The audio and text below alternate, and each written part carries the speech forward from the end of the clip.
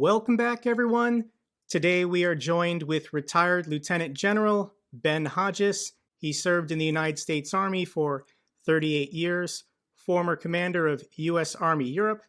Currently, he is a senior advisor with Human Rights First. General, thank you so much for joining the channel. Jake, thank you for the privilege. I'm excited to do this. So, my first question for you is, how did we get to this point with this war in Ukraine? Russia invaded Crimea 8 years ago. Sanctions were placed on Russia. They were strong enough to stop the Russian economy from growing at all these last 8 years.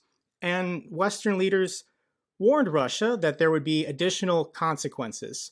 Putin did his own cost-benefit analysis and decided that whatever that cost would be, the benefit of taking Ukraine was worth it.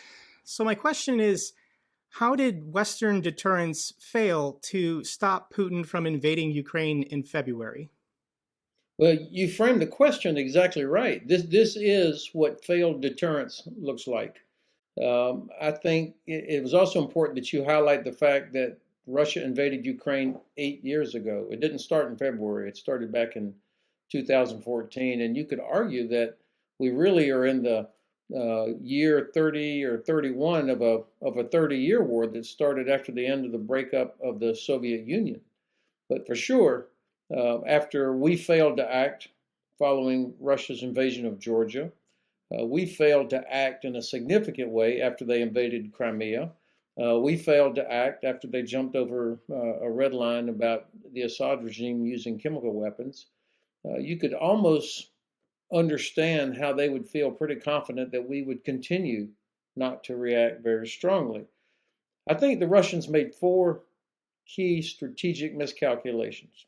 Number one, they believed that they had force advantage, that their forces would be able to roll over Ukrainian forces.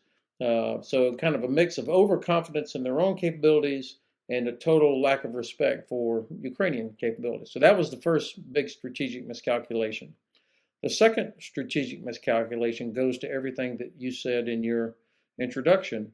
They thought that they would be able to isolate Ukraine from everybody else, that there's no way that the West would rally, that we would do sanctions, that we would provide so much capability, that we would really react, because we had a pattern of not reacting very strongly in the past. The third strategic miscalculation was they thought that whatever gain they got would be worth any pain that they received. In other words, the destruction of Ukraine as a state, the destruction of the idea of Ukraine as a state, a few more sanctions, something like that wouldn't really matter. And then finally, they thought they would get a twofer, that they would not only destroy Ukraine, but they would break NATO, that NATO would come a part of this. And so because of these four miscalculations, they went ahead and launched this big offensive in February. Sir, in the West, there is this belief that Russia cannot lose this war. Because of their size advantage over Ukraine, that victory for Russia is inevitable. A good example of this is geopolitical strategist Peter Zion. He's very popular here on YouTube. And for the first 6 months, he was making videos saying he supported Ukraine, but victory for Russia was inevitable. Because of the Kharkiv counteroffensive the last 2 months, he's changed his messaging. But what would you say to people in the West that still have this belief that Russia inevitably will win this war? Well, the two things are inevitable. Ukraine is going to win and Russia is going to lose. Ukraine has achieved irreversible momentum. There's nothing that the Russians can do at this point. They don't have the resources or the capability, and their problems are so deep-seated that they cannot reverse the momentum that Ukraine has achieved. Now, that doesn't mean it's time to start planning victory parades, and it's definitely not time for any of us to take our foot off the gas to help keep pressure on Russian forces. But as I look at the comparison, the test of wills and the test of logistics, the advantage goes to Ukraine in every category. Now, still lots of hard fighting. The Russians clearly don't care how many people die, whether it's their own soldiers or Ukrainian civilians.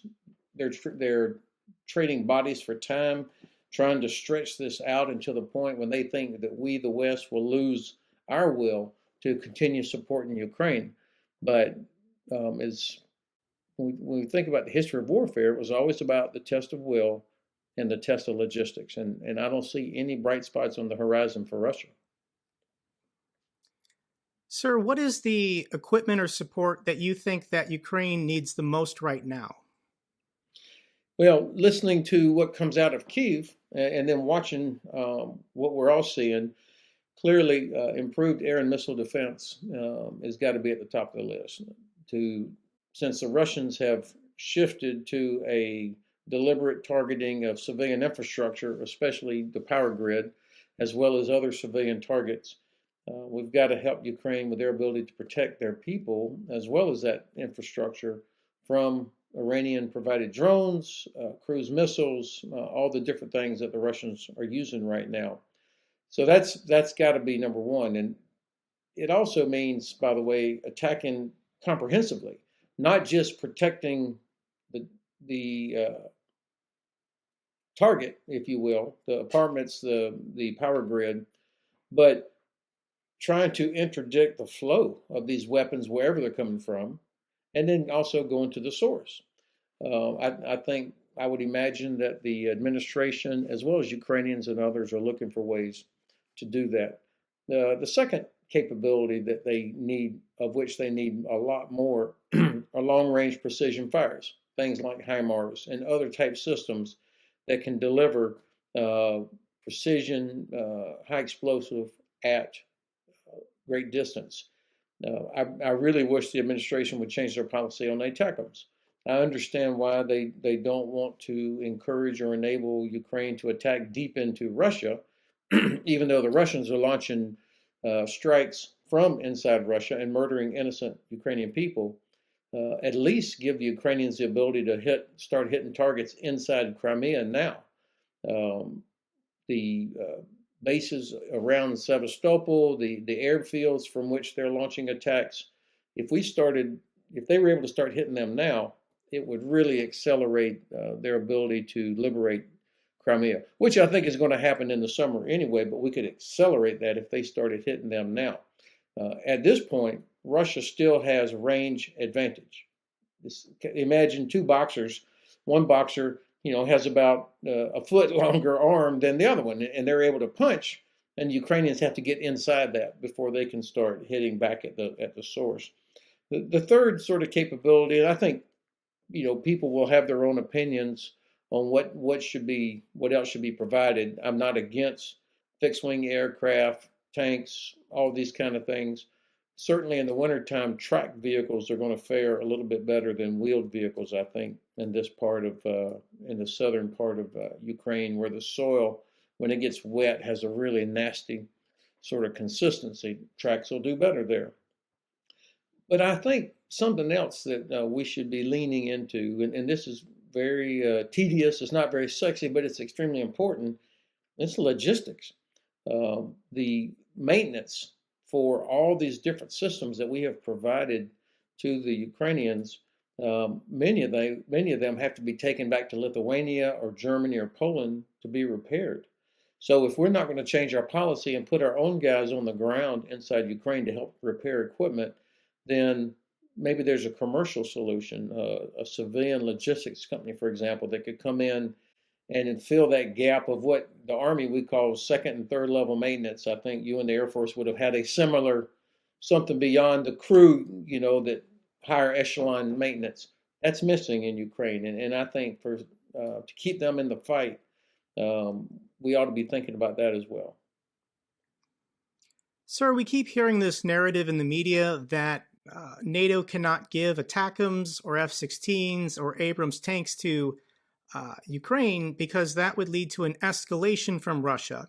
Do you think that NATO countries are overestimating the threat of escalation from Russia? That's exactly what's happening. You're exactly right, Jake. I think that yes, of course, we have to take the threat of Russia using the nuclear weapon seriously. They have thousands of them, and as I said earlier, and as you know, they don't care about how many civilians might get killed. But for the Russians, there are only downsides. There are zero upsides for them to use a nuclear weapon, whether it's a tactical nuclear weapon, and which would be the more likely one if they were to do something. There's no upside for them. And the president, our president, has been very clear that if the Russians do use a nuclear weapon, there will be, quote, catastrophic consequences. I believe him. And I think the Russians believe him also. And so I think the Chinese, the Indians, and others are telling them, do not do this, do not use a nuclear weapon. And so, because of that, and I think also the people around Putin are thinking about life after him, it just seems so unlikely. And if you think about back in February, March, there were debates about whether or not we should provide, Stinger to the Ukrainians because of a perception that, or a fear that somehow if a Russian helicopter was shot down by an American-made Stinger by a Ukrainian soldier, that would give the Russians a reason to escalate. What nonsense! I mean, and we have continued to stair-step capabilities that have not resulted in any sort of escalation. In fact, today, on November the 3rd, the Russian fleet, Black Sea Fleet, is pretty much hiding or cowering around Crimea, scared of the Ukrainian anti-ship missiles, and Ukraine didn't even have a navy. And so we have deterred ourselves for too long. And so I think, of course, things don't happen in a vacuum. The ATACMS, Ukrainians have said, we won't use it against a target in Russia, but let us have that capability. I completely agree with that. Sir, what's your opinion on these stories being floated by Russian state TV that the Ukrainians are going to blow up their own Novokakhovka hydroelectric power plant, or Ukraine is going to detonate a dirty bomb on their own territory? What can we make of Russian state media talking about these stories? Well, of course, it's laughable. If it wasn't, it would be laughable if it wasn't about something so serious. The fact is that the Kremlin has zero credibility. Nobody believes anything that comes out of there. And so, every time they float some sort of, dog ate my homework kind of story, like the Royal Navy was partly responsible for the destruction of the Nord Stream pipelines in the Baltic Sea, or that now that the Ukrainians are planning to blow up a dirty bomb, or all these kinds of things. All of these are meant to distract and to cause us to question and start worrying about stuff, when in fact we should be focused entirely on stopping the flow of weapons from Iran to Russia, and helping the Ukrainians do everything they can to interdict or continue to degrade the Russian supply system, instead of giving any air to these ridiculous accusations or warnings by Minister Shoigu or Lavrov or any of the other totally discredited senior Russian officials. I think that it's a sign of how desperate they are. I mean, they really are grasping at anything they can to try and cause us to get off course. And so I think listening to what President Zelensky, how he responds to these ridiculous things, I think our president has done a good job of keeping everybody focused on the task at hand. Would you say that Russia's recent partial military mobilization has, at least in the short term, solved Russia's manpower problems? Because of the mobilization, is Russia capable of sustaining their operations in Ukraine more effectively today than they were doing so 2 months ago? I think this partial mobilization has not solved their problem. It has highlighted their problem. First of all, the way it was rolled out, what you would think something as dramatic and significant as the president of the Russian Federation announcing a partial mobilization to his population, you would think that this thing would be wired tight. I mean, they would have got the messaging straight. They would have been prepared. They would make it work. They had months and months talking about it, thinking about it. Instead, what came out was a speech from President Putin that was totally incoherent. The numbers about what they were going to do were different depending on who you talk to. And then the fact that 500,000 Russian males left the country to avoid being mobilized tells you all you need to know about the lack of will that the Russian population has for this fight.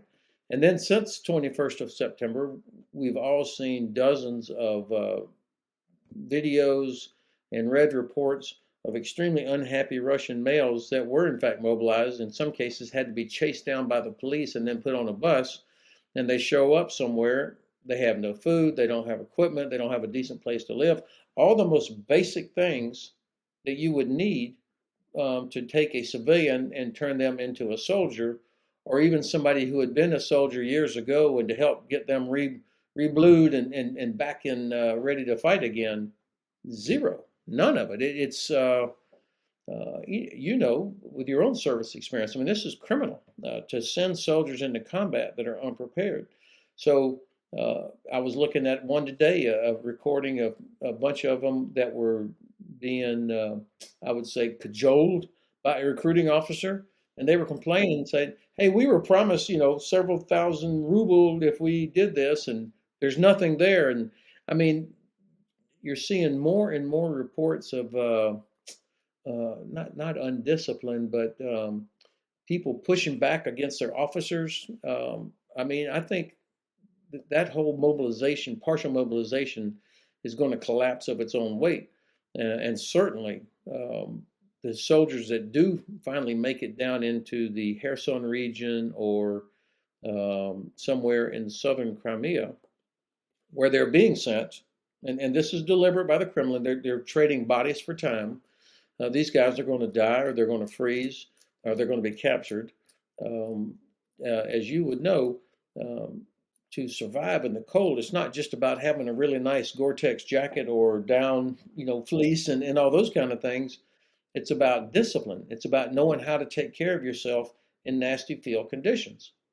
These guys will not know how to do that. And so I think all at the end of the day, all this is going to do is result in more dead Russian soldiers, tragically, and a bigger burden on their logistical system.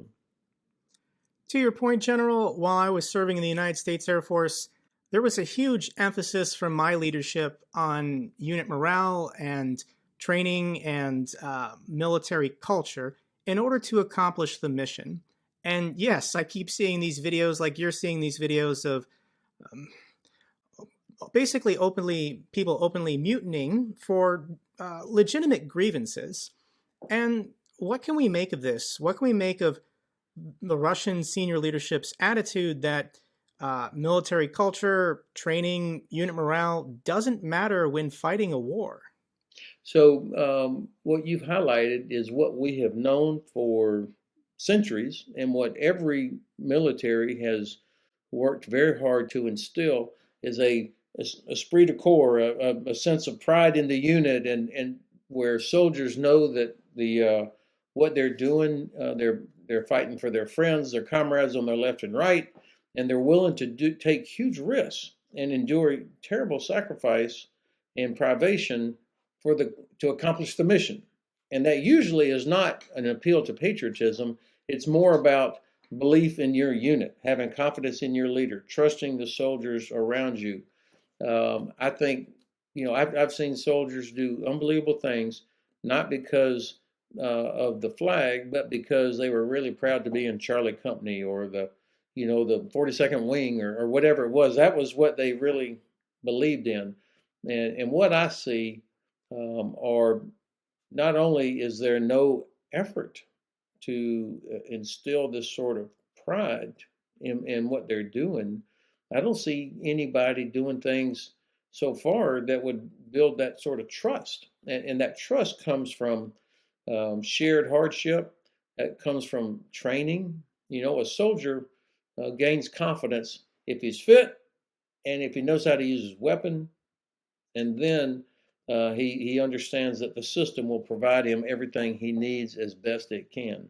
I would give the Russians 0 on every one of those categories. And so nobody should be surprised that they're not going to be an effective fighting force wherever they are sent. Sir, I agree with everything you just said, and something that I don't understand is why don't more Russian soldiers choose to surrender? Why, if they're being treated so poorly by their own government, their own country, there are lots who have chosen to surrender, but why aren't we seeing more, entire units being led by their CGO, just saying we give up, we're gonna cross the line and stop fighting? I sort of believe we're going to start seeing more of that as more of them arrive in the combat zone and the weather really starts turning terrible. I think we'll see more of that. But the Russians, of course, are famous for being prepared for that sort of thing, and so they'll have people behind the front rank that are there to shoot soldiers who either desert or attempt to surrender or do those kinds of things.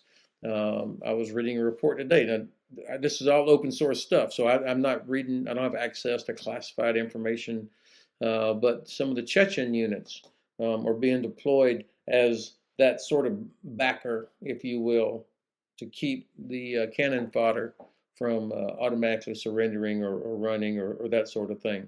I suspect there's a lot more of this going on than we can already see. There'll always be a time lag, I think, on a lot of these things, except for big spectacular events. And I I would predict we'll see more.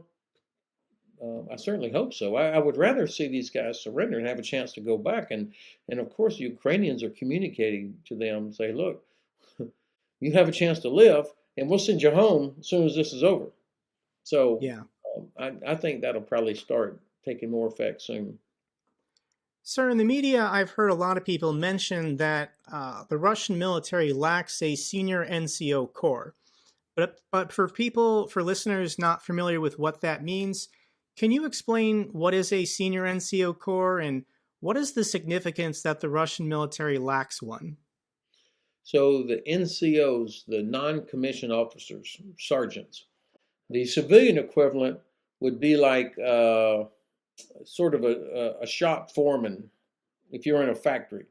That guy, that man or woman that's been there longer than anybody, has demonstrated some leadership experience, knows how to do everything, knows how to use all the equipment, and is able to help train and lead and discipline a group of soldiers. So that's what a sergeant is. In combat, it's going to be typically the commander of a vehicle or the commander of a squad of 6 or 8 soldiers, or maybe there's a sergeant that's in charge of a one artillery piece. You would have a sergeant in charge of that, overall responsible for the maintenance, for the training, making sure that people are changing their socks, brushing their teeth, doing all the stuff that keep them clean and healthy in combat so they can continue to fight. And they become a sergeant partly through time, partly through demonstrated potential. And in professional armies, of course, they get extra schooling. And what we have seen on the Ukrainian side over the last several years is the emergence of a corps of non-commissioned officers, CORPS corps of sergeants. It's not pervasive yet. It's not fully institutionalized yet, but they've been working on it. Partly because they've been fighting alongside us, the Western armies and air forces in Iraq and Afghanistan, and so they've taken on a Western approach. This is anathema for Russian forces. There is no corps of sergeants with that sort of authority. It's all on the officer. And so as I looked at um, video after video after video of Russian convoys that have been destroyed, tanks being destroyed, or Russian fighting positions and trenches that had been captured, what I saw were several manifestations of the absence of sergeants. Vehicles are bunched together. All right, that's how you get a lot of people killed, is when vehicles tend to bunch together, and it's human nature to converge on each other when you're scared. So sergeants make you spread apart so that everybody doesn't get killed at one time. So that was the first thing I saw.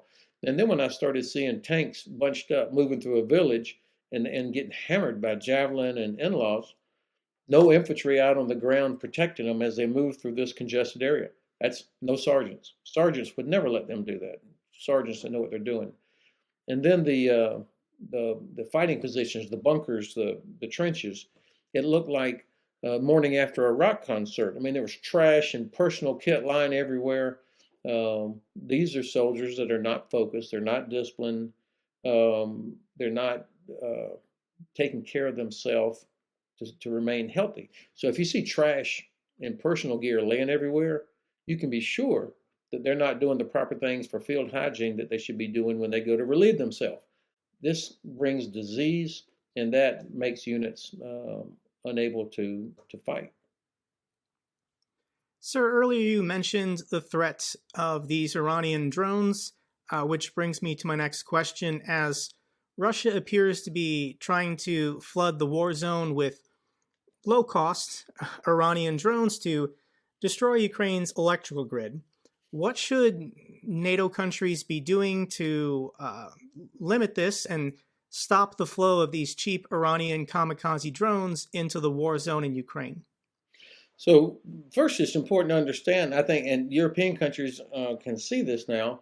The reason the Russians are targeting the power grid is to make Ukrainian cities uninhabitable or less inhabitable during wintertime, so that puts hundreds of thousands of refugees on the road again, headed towards Europe.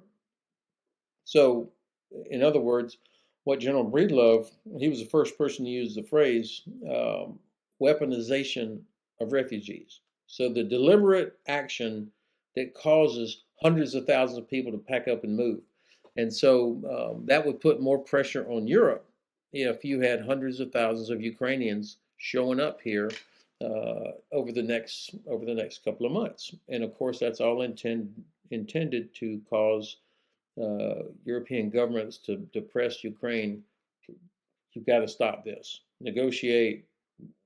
We got to stop this. So that's what they're after. Ukrainians, I think, and as far as I can tell, European governments are still standing strong with Ukraine. So what do we do? I think there's got to be a comprehensive response from the target all the way back to the source. The target, protecting the target, meaning civilian populations and especially the power grid. What weapon systems, kinetic and non-kinetic, can we provide that will help protect them from being hit or mitigating the effects if they are hit? So I think you're probably seeing engineers all over Ukraine are doing things to reduce their vulnerability at these various power grids, power stations. Through protection and also dispersal to the extent that that's even possible. I think you're going to see more and more efforts to produce counter UAS capabilities. I was reading today about drones that can be used against other drones. I mean, there's a lot of work being done there. And as you probably know, you can knock down some drones with the non-kinetic systems as well as kinetic. And I think that we're going to see Ukraine continue to adapt there. These are the fastest learning soldiers I've ever seen. I mean, of any country, including US, UK. The Ukrainians learn very quickly. They're very tech savvy. But I do think we've got to address the whole kill chain here.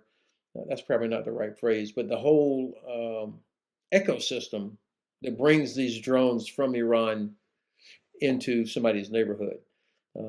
Clearly interdicting the transport methods somehow. And I'm not talking about shooting down Iranian aircraft, but there's a lot of things that could be done along the way to make it difficult for them, either through economic sanctions, legal denying airspace, different things that would make it difficult for them to do that, or targeting the Iranian technicians that are in Crimea and other places, helping to show the Russians how to use these new systems and to help take care of them. They should become an endangered species. talking about Russia's friendlies, are you surprised by the lack of support that Russia has received from China? During your time in command in Europe, you did analysis of future wars in which Russia might make a move on the Baltics or in Ukraine. And in your future war analysis, did you expect more support, either economic or military, directly from China? Is this kind of a surprising aspect of this war? I think that I assumed that China or Russia would exploit what the other was doing. So if I didn't know for sure or believe that they would coordinate attacks or things to do them simultaneously, but it did seem plausible that if Russia launched an offensive, that China might take advantage of all of us being focused on that, or certainly that they are learning from it. But I think that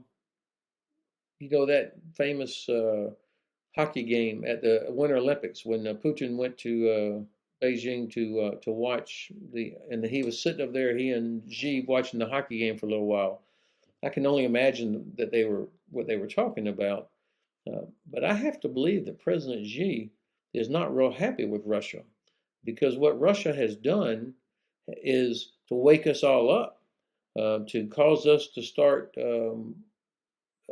cranking up our industrial base. We are more alert on different systems. We're developing capabilities, and the alliance is stronger now, tighter now than I think we've been in a very long time. And so the Chinese can't be real happy with how things have gone, and I think they are probably learning a lot.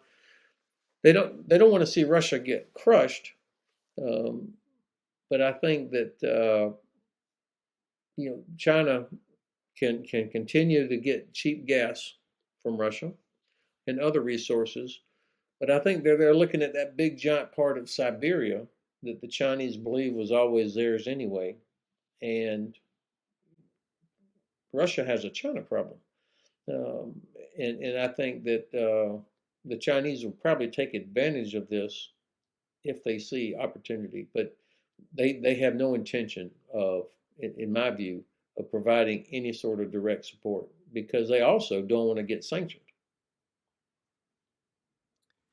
Let's now talk about the effects of winter on this war. In September, with the Kharkiv counteroffensive, the front lines were moving very fast, but in the last couple weeks, the front lines have more or less stopped moving.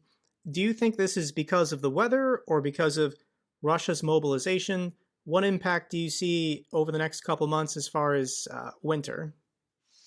I think there's been several different factors that have contributed to this. Part of it is weather. Part of it is Russia is not as overextended as they were, so there's been some contraction. I think Ukraine's ability to sustain what they were doing was probably had reached its limit, at least at that time.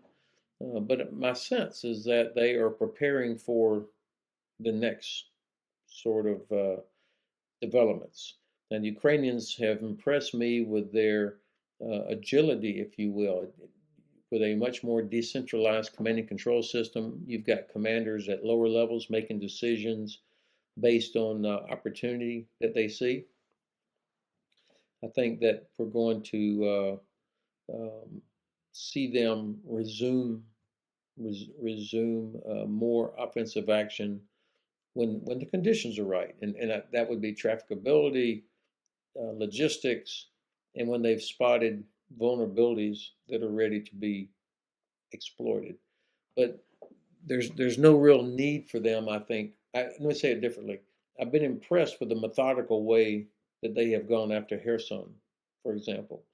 Um, no need to go rushing into this city, which would result in huge numbers of casualties. I mean, they're going to get Kherson. The Russians are. Um, it looks like they're evacuating, although I'm not entirely sure that this is evacuation or are they just clearing things out so that they can turn it into a death trap. I can't tell yet. But eventually, within the next 3 or 4 weeks or so, I think Kherson is going to fall, and then Ukrainians um, in that part of their counteroffensive will have to cross the river. I mean, then they'll have to do the river crossing, and that's very hard. Uh, I think they'll be very smart about it. I don't imagine that they'll cross the river in a direct attack. I think that they will find other ways to try and rupture or turn the Russian lines to get the maneuver going again. Tracked vehicles will be able to move. Wheel vehicles, it's going to be difficult for them, I think, for the next couple of months. Sir, in previous interviews, you've stated all roads lead to Crimea, and you've made the prediction that the Ukrainians will retake Crimea by next year. My question to you is, what is it going to take for Russia to accept defeat, for Russia to accept they're going to lose Crimea? I think, and I'll stand by that assessment. Thank you for bringing that up. That Ukrainians will liberate Crimea by next summer. Key to this, of course, is these. If you think of the the Ukrainian counteroffensive as having two wings. The right wing is the one that's in front of Kherson right now. The left wing is the one that's sort of coming down through Donetsk and Luhansk, and it's headed towards Mariupol. Eventually, both of them are converging on Crimea. And as they get closer and they start bringing up HIMARS, and other long-range systems are able to start hitting Russian bases inside Crimea, and Crimea becomes untenable for the Russians. And I would imagine that they're going to hit that Kerch Bridge again to keep it unusable or at reduced use.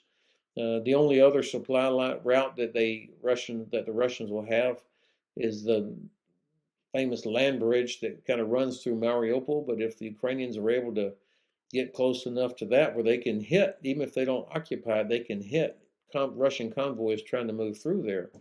The Russians are going to be in a very, very difficult situation.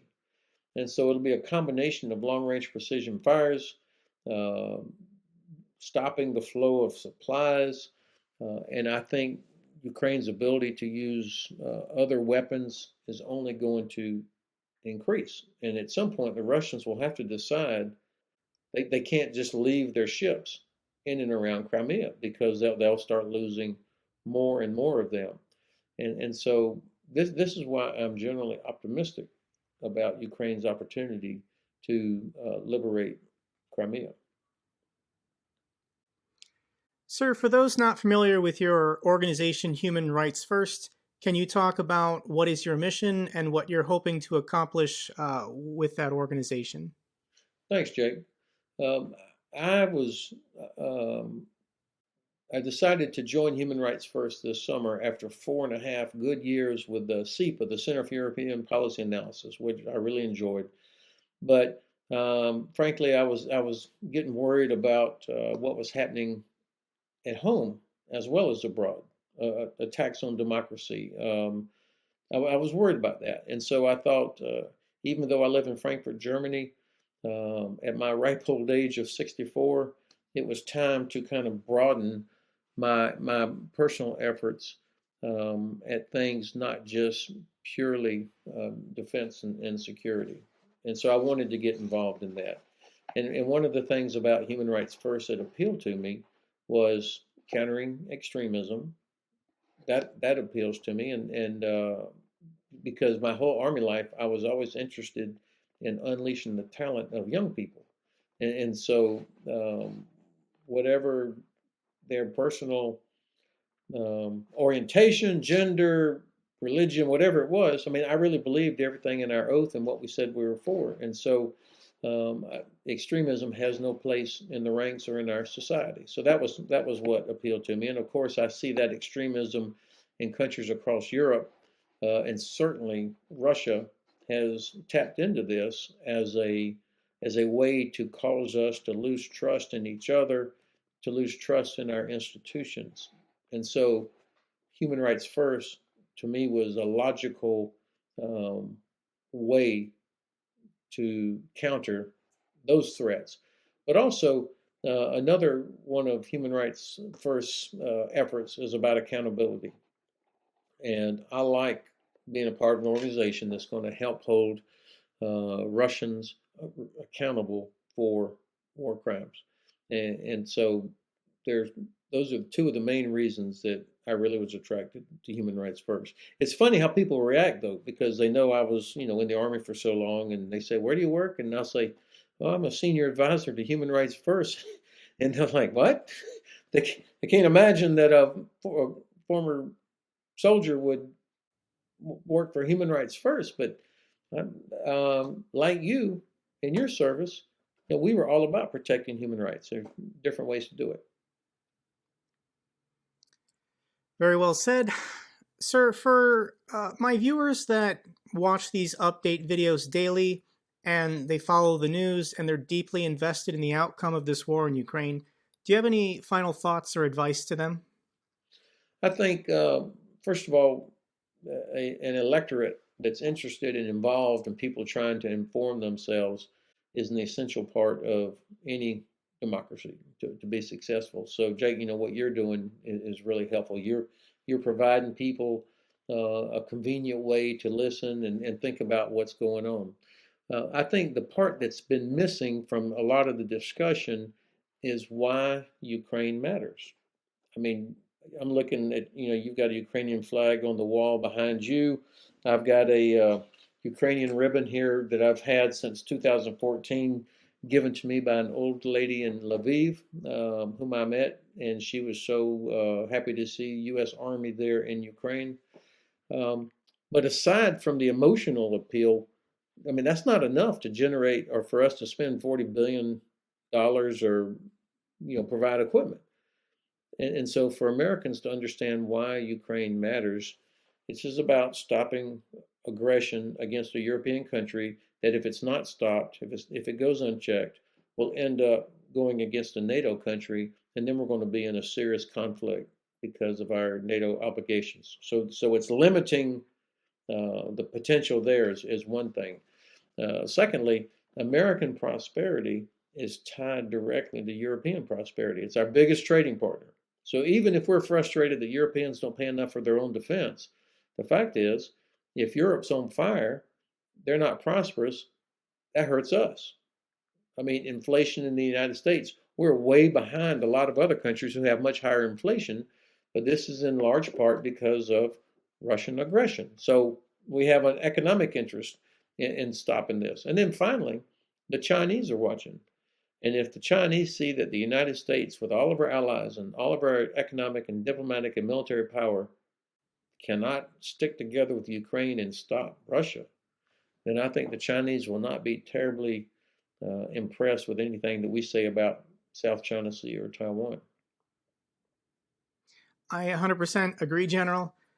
Thank you so much for your time and expertise. I really appreciate you appearing on the channel. That's all for this update episode, everyone. Have a good evening.